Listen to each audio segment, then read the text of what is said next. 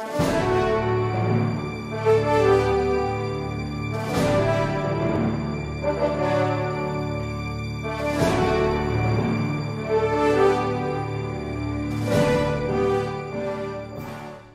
when you came over,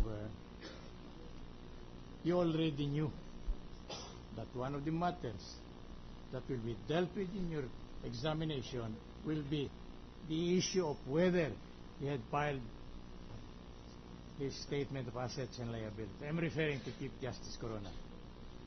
Sir, I think everyone knows because everyone keep on arguing about that article, sir. May we No, ask it is Yes, not sir, because- I know. Yeah. From all the argument that's may going I on. admonish the witness to answer the question, understand the question, Yes, sir. and answer the question as precisely and concisely as you can do it.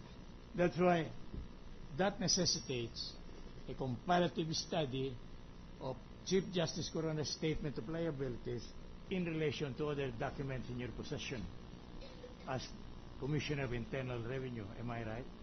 Sir, I don't have the statement of asset and liability and net worth of Chief Justice Corona. It is not submitted to the Bureau of Internal Revenue. All right. What Because- I was asked to provide are only his income tax return or income tax payment, if any. Correct. So, thank you for the information. So, you have never seen any statement of assets and liabilities of the respondent, Chief Justice Corona. Am I right? Today, I have seen it already. No. You said Go ahead, I've never please. seen. So, I have seen it today. Only I to- have seen, as of today, I have already seen it, sir. only today. No. As of today, I have already seen the statement of asset and liability and All right. net worth. How long a Yeah, time? just to clarify, when exactly were you able to see the SAL-N of the respondent for the first time? When it was given to me by a media person after the SAL-N was presented A media here. person. Yes, sir. When I was waiting for Thursday when I was called, When was that? January 19? January 20, 19, sir. 19. Yes, I was here on January 19, sir, in the holding room. Proceed, Counsel. So, this statement of assets and liabilities that is now the center of discussion now had never been discussed by you with the prosecution panel. Am I right? Yes, Because sir. this is the first time you saw it. No, the first time I saw it was January 19. Yes. Yes, sir. That was when the case was already filed. Yes, sir. And that was when the case is being tried already, the impeachment case. Is that Yes, not sir. right? All Yes, right. sir. Now, so you have no idea of what is the issue involved about this alleged statement of assets and liability of the Chief Justice. Sir, I have no idea in the sense that I don't know what his asset and liabilities are. Yes, sir. All right. And that, kindly tell the Honorable Court whether that was the subject of your discussion with the prosecution panel at any time before you took the witness stand.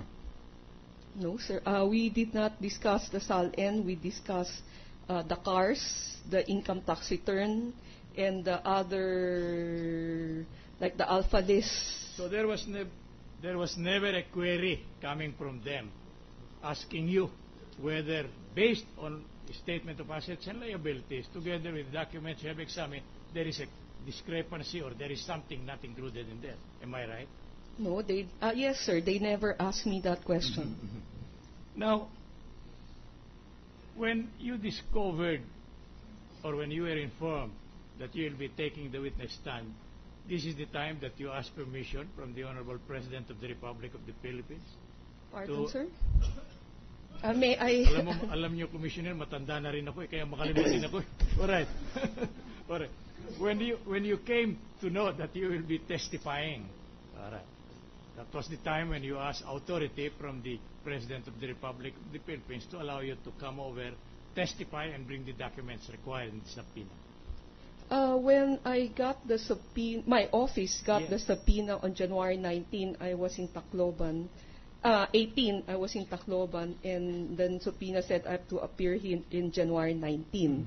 So I appeared here without any documents, just to comply with the subpoena, and I asked that I be excused so that I can gather all the documents. No? But at the 18th, when I got the subpoena, I already ordered my people to start preparing it. And then while I was here waiting January 19, I also ordered the drafting of a memorandum to His Excellency President Aquino requesting for an authority. So that was after a couple of days when you had been here. That No, you asked for the first day the next I'm day. here. The first day I was here, that afternoon after being excused, I left here and went to my office and drafted my memorandum and faxed it to the President. Right. And that was the time when the authority was given to you.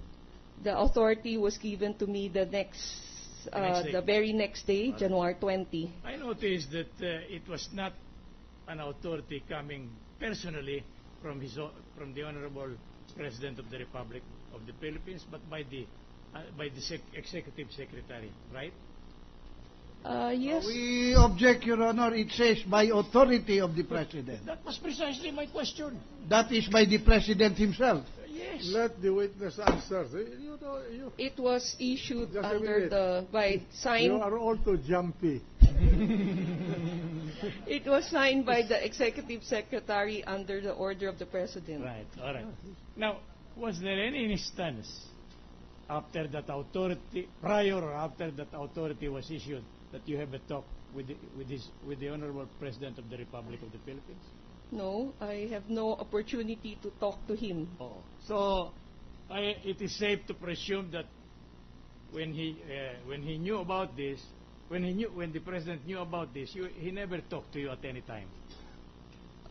From the time I wrote the memo, no. I coursed it through the Deputy Presidential Legal Counsel, who's in his office. And did you have a talk with the Honorable Executive Secretary No, about sir. your appearing here? No, sir. With any high government official in connection with your coming over as a witness for the prosecution? I informed my Secretary of Finance that I got a subpoena and that I will be asking for an order from the President to order me to bring those documents. Did he tell you, go ahead, sundin mo yan sa pina, mag-appear ka, tumistigo ka, at sabihin mo ang katotohanan? Oh, Ayan. Did he also say that durugin mo na si Corona kung maaari? wala ho siyang sinasabing gano'n. Wala sinabi ho. So you were holding your punches in connection with the subject matter of your testimony because there was no such statement on the part of the higher up of Malacanang. Sir, I do not hold punches. I only do my job. And I'm a very professional person. Even if you're my worst enemy, I will just do my job. If you're complying, then I hope you don't file a don't have case. enemies. Pardon? He said, even if you are my worst enemy, Enemy, please yes. do not consider me an enemy. I am not. I'm just discharging the duties or the functions of a defense lawyer. Yes, Madam sir. Witness. I am all merely discharging my function as Commissioner of Internal Revenue. Now, examining the SAL and of Chief Justice Corona, which you saw while you were here already to testify, based thereon, kindly tell the Honorable Court whether you noticed any discrepancy or falsity in the said SAL. I noticed a lot of discrepancy in the SAL that I saw, that the media gave me, because I measure it in relation to the SAL I have to submit.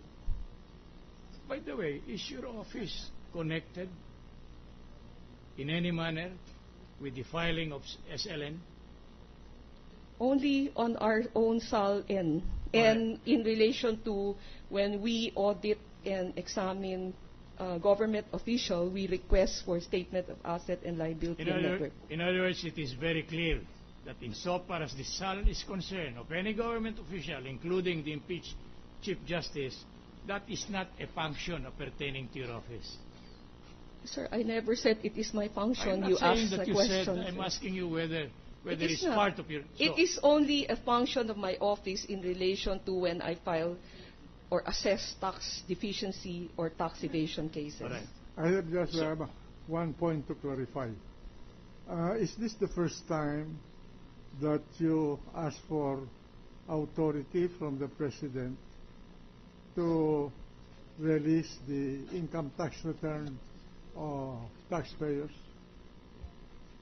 Yes, sir, because this is the first time I've ever been asked to, been subpoenaed to do so. You do not know whether this kind of authorization, which is lodged on the President, is covered by authority of the President, authority of the Executive Secretary.